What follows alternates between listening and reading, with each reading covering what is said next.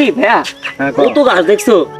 ছোট ভাই তুই তো ঠিক আছে, অনেক গাছ। এই গাছগুলো যদি আমরা বেশি তাহলে এদের ভিতরে ভালোভাবে খাইতে পারবো, ভালোভাবে করতে পারবো। আর বাসায় তো মনে হয় আম্মু অসুস্থ, ভালোভাবে একটু ওষুধ পানি কিনে দিন। চল দিয়ে কাঠটা আজকে আজকে বেচতে হইব, কারণ কালকের পরে তো ঈদ। চল ছোট ভাই, চল এন দিয়ে কাঠটা শুরু করে দে। চল আয় বল। ইস ভাই কি শক্ত। কাজ শক্ত কি টাকা পেলে সবকিছু দুঃখ নিয়ে যাবো না ভাই। ভাই। আয় সবুজ সাপ, ওই শালার বসালার দাম জমিতে গাছ কেটে লয়ে দিতে হবে। হ্যাঁ কি কস? আসলে তো ওই বেড়ে হ্যাঁ ভাই কোন?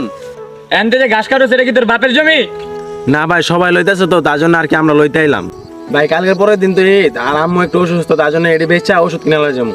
আর কিছু গোস্ত মোস্ত কিনে কালকে দিনটা একটু খাওয়াম ভাই, আনন্দ করে। তোর মা অসুস্থ নাকি কি অসুস্থ এইবার দেখে কি আমার লাভ আছে? বাইরে আনতে ভাই সব তোর বাইরে গুলি মেরে বাইরে আনতে। ভাই আইতাছি ভাই। ভাই ছোট ভাই চল তাড়াতাড়ি চল। এই বেটা এদিকে এদিকে আয়।